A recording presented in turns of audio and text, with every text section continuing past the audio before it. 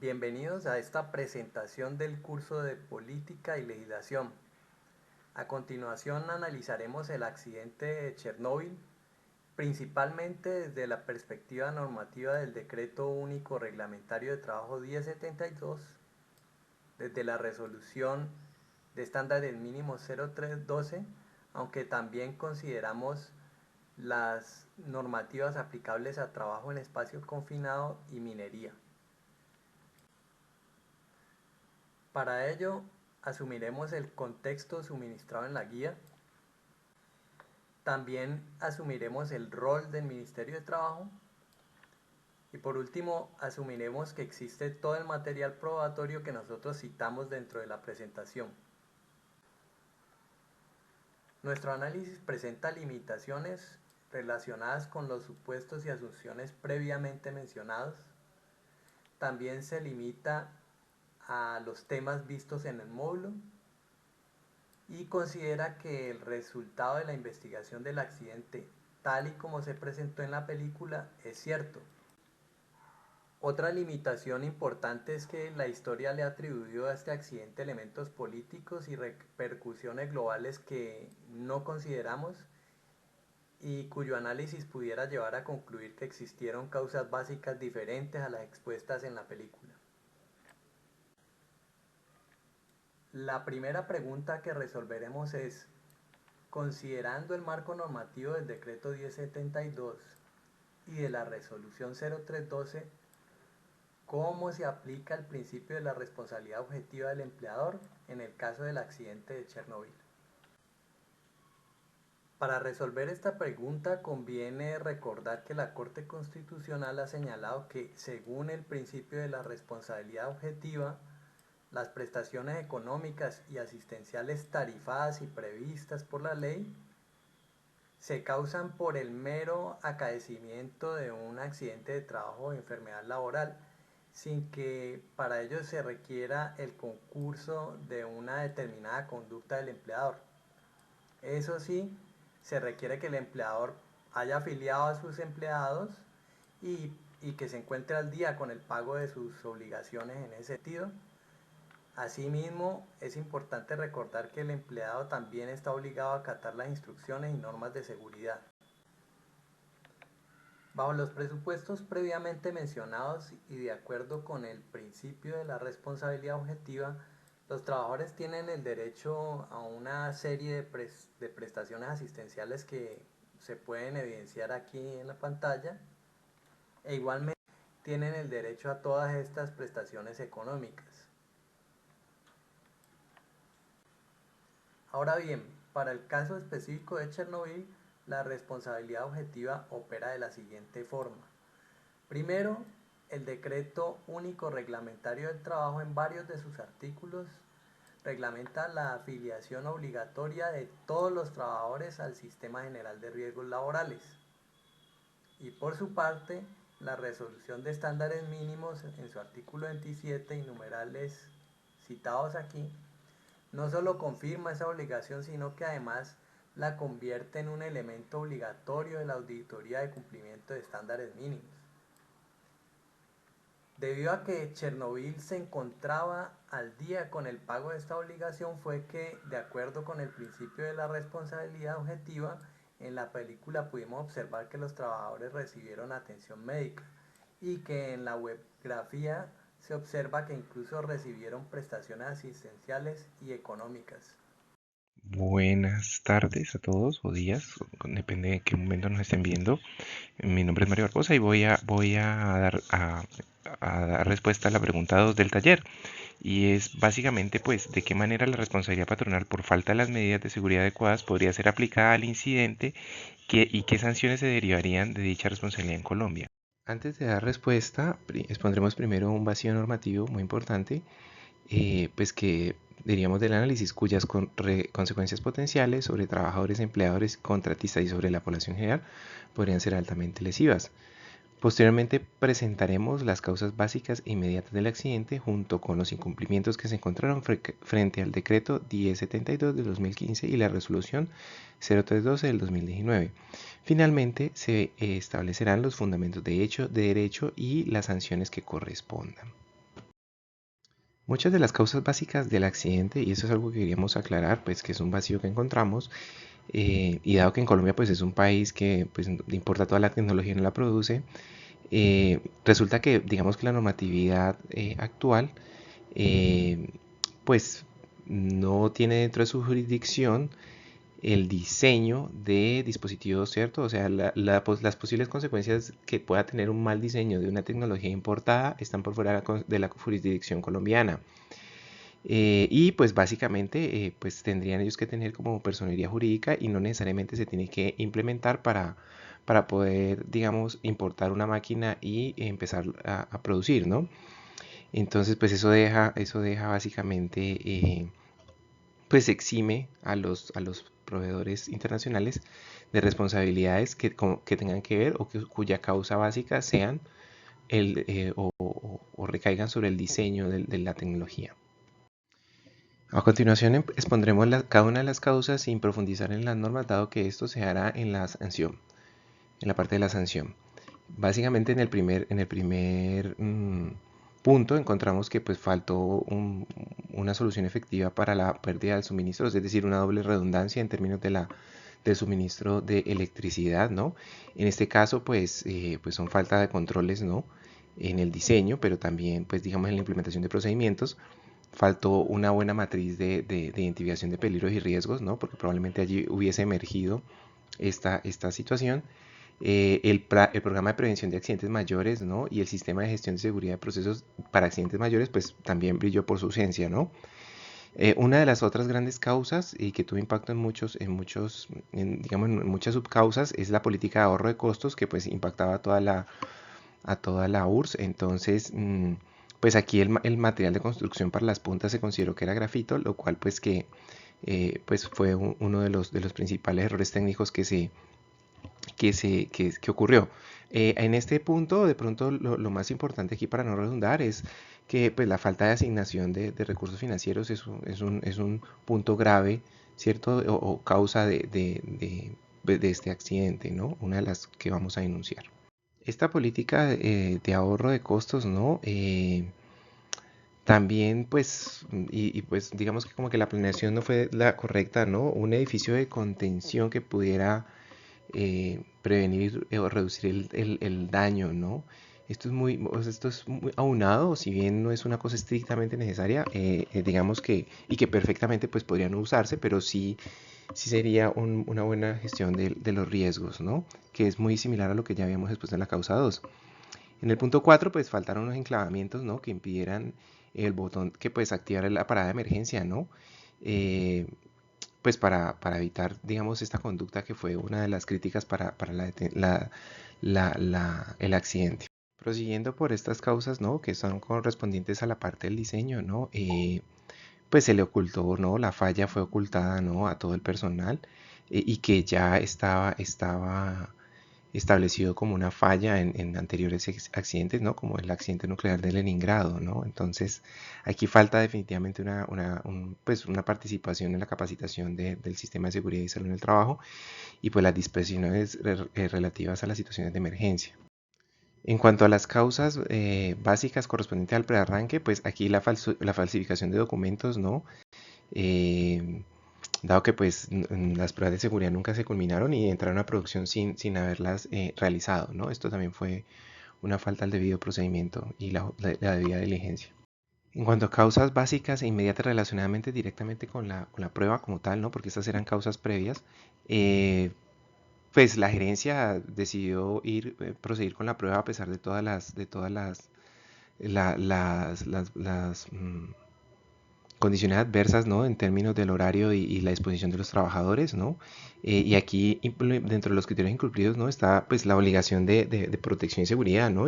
Pues la seguridad en el trabajo debe estar siempre presente en las decisiones procedimentales, ¿no? O sea que debería ser una jornada de trabajo seguro.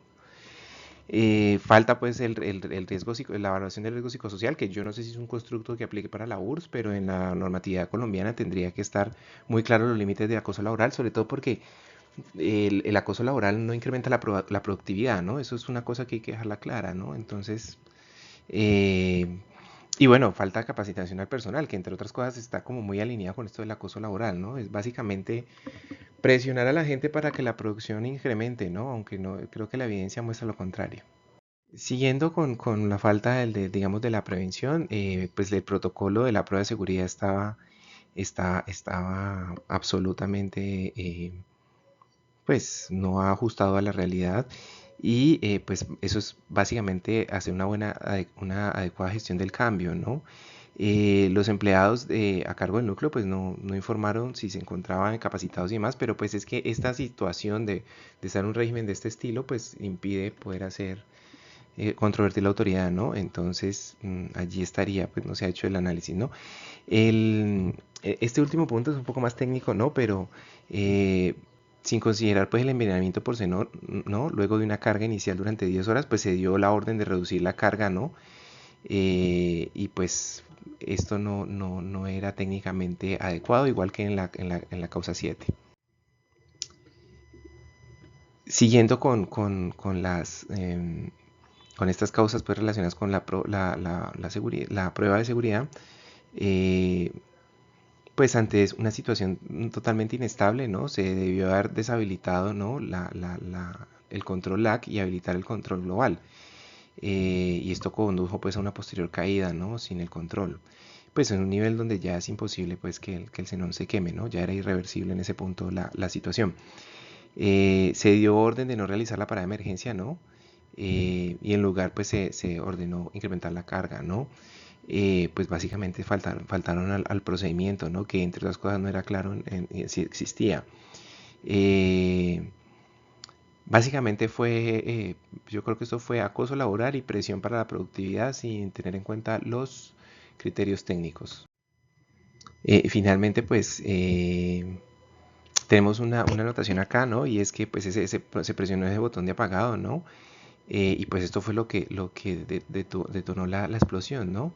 Si bien esto pues no lo pudimos ligar directamente a un criterio, ¿no? De la norma, pues hace parte del relato del accidente, ¿no? Y yo creo que de cierta forma es consecuencia, digamos, del incumplimiento de los otros procedimientos establecidos.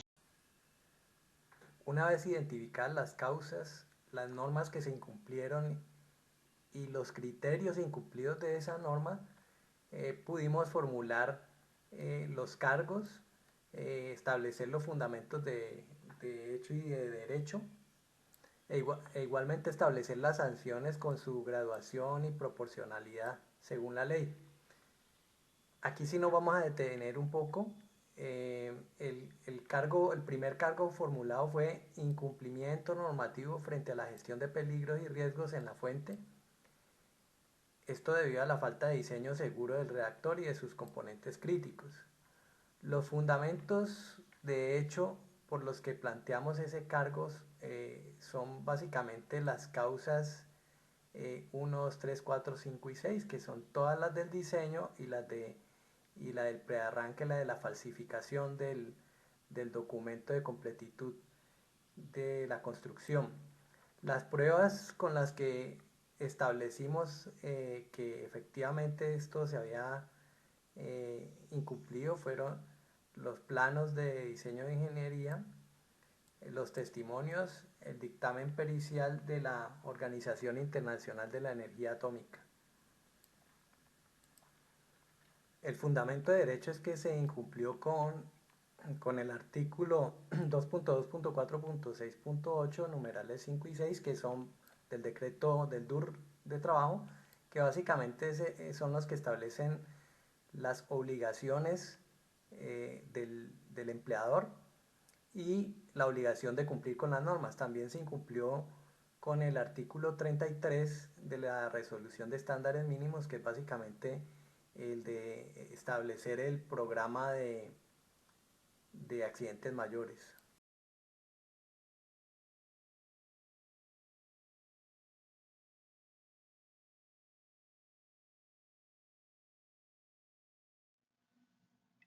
Estimados, ahora revisaremos la aplicación de la resolución 0491 del 2020 en el caso del accidente de Chernobyl.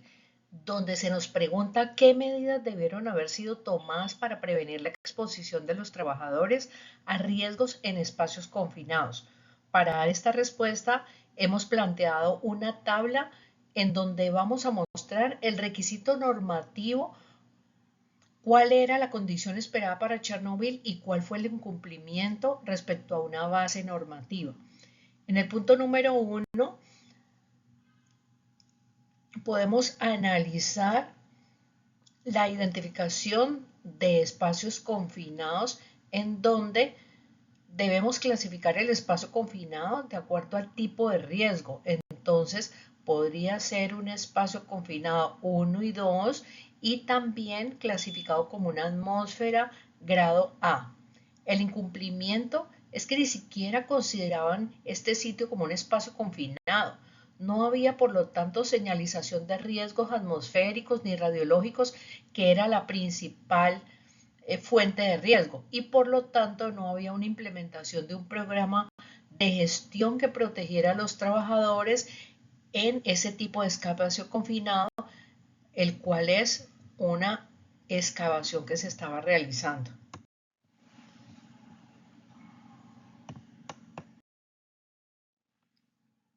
El requisito número 2 es la creación de permiso de ingreso y los controles asociados. Lo que se esperaba es que alguien realizara ese permiso para entrar al núcleo o zonas adyacentes donde se estaba realizando la excavación.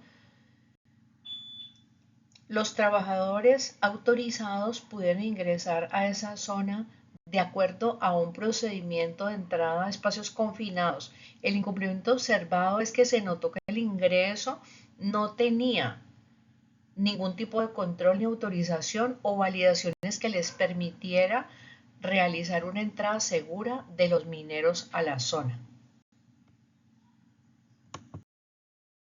El requisito normativo número 3 era la evaluación de la atmósfera peligrosa, donde se esperaba que hubiera medición de gases como el oxígeno, niveles de radiación o cualquier otra anomalía que pusiese en riesgo la vida de los trabajadores.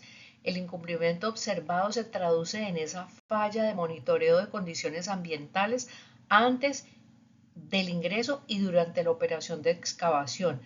El requisito normativo número 4 está relacionado con la capacitación certificada, que se esperaba al menos una formación específica en operaciones de excavación que se estaba realizando debajo del reactor y sus riesgos asociados a la central nuclear. El incumplimiento observado obviamente está relacionado con esa carencia de entrenamiento, simulacros o alertas que pudiesen tener los trabajadores para estar atentos y previniendo ese riesgo principal.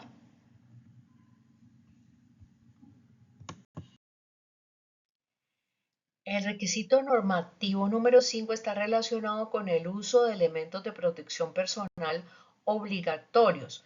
Se esperaba el uso de trajes de protección radiológica, respiradores, líneas de vida que permitieran a los trabajadores un control de riesgos asociados. Sin embargo, se encuentra con un incumplimiento donde no se utilizaban EPP, incluso estaban desnudos, porque tenían claro que la ropa no iba a hacer la diferencia a ese control de riesgo que ellos estaban asumiendo. Igualmente tampoco se implementaron medidas de prevención durante la excavación. El requisito normativo número 6 tiene que ver con la supervisión externa. Se espera que al menos si hay trabajadores laborando en ambientes de alto riesgo, pues haya una vigilancia permanente del exterior a los trabajadores expuestos, que haya una implementación de un programa. Sin embargo, no se observó que hubiera personal supervisorio externo que mantuviera en comunicación constante con los trabajadores al interior de la excavación para evaluar su estado de salud o su confort, digamos, en ese trabajo. Tampoco se evidencia implementación del programa ni controles administrativos. El requisito normativo número 7 está relacionado con la implementación de un plan de emergencia específico que consiste en elaborar protocolos de rescate y evacuación por fallas estructurales o fugas radiológicas, que son los principales riesgos del trabajo. Sin embargo, no se evidencia en la película que hubiese un plan de rescate realmente. La evacuación y extracción de los mineros no se dio en ningún momento. Si hubiesen presentado algún problema, hubiera sido una evacuación tardía, improvisada, puesto que no habían identificado el inventario en la clasificación de ese tipo de escenarios relacionados con los riesgos. El octavo requisito normativo tiene que ver con la iluminación, donde se espera que haya un sistema de iluminación apropiada o que se utilicen equipos de iluminación acordes a los riesgos principales de excavación. Se observó que realizaban las labores con sistemas de iluminación deficientes que seguramente podrían inducir a nuevos riesgos. El noveno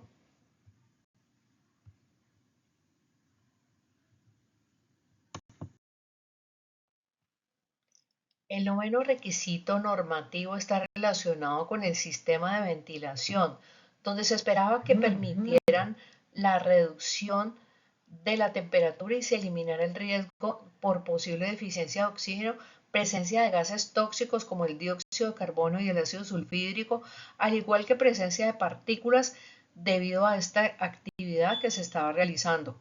El décimo y último requisito normativo está relacionado con las medidas personales que se deben implementar con los trabajadores, donde se esperaba que hubiera una evaluación de los mismos y sus equipos de protección personal, evaluación de los equipos y de la atmósfera peligrosa a la cual estaban sometidos durante las extensas jornadas de trabajo. El incumplimiento observado tiene que ver con una carencia de evaluación del estado de salud, al igual que la carencia de revisión de las condiciones atmosféricas. Seguramente no construyeron historias clínicas del personal de minero, como tampoco se les dio entrenamiento en el programa de gestión de riesgos en espacios confinados.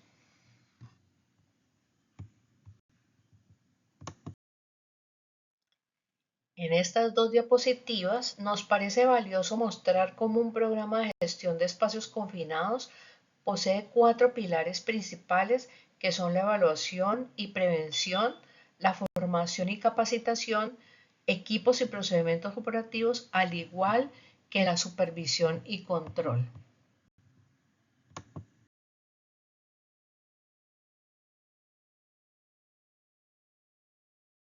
¿Cómo se podría configurar una responsabilidad civil por daño y perjuicio hacia los trabajadores afectados en dicho contexto, tomando como base las normativas colombianas? En cuanto a la responsabilidad subjetiva, pues en la sentencia C-336 del 2012, la Corte recordó pues que ya se ha señalado que para que se cause la indemnización ordinaria y plena de prejuicios prevista pues en el artículo 216 del Código Sustantivo del Trabajo, exige la ley, amén obviamente de la ocurrencia del riesgo, esto es el accidente de trabajo o la enfermedad profesional, la culpa suficientemente comprobada al empleador.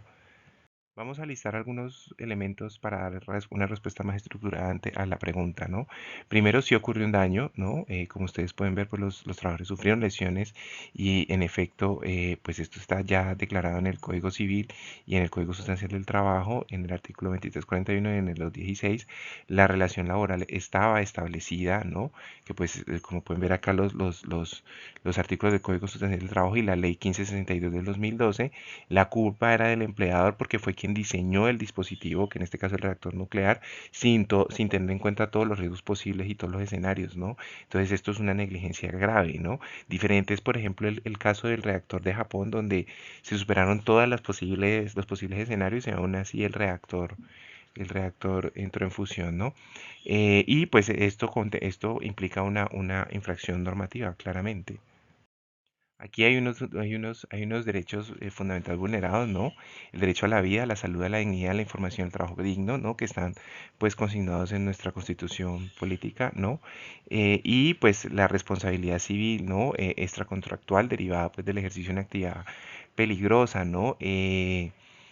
Entonces, pues en este caso, pues el Estado debería responder por todos, ¿no? O sea, no puede externalizar, pues en este caso el Estado tiene que responder por todo porque estamos hablando de un país comunista, claramente, ¿no?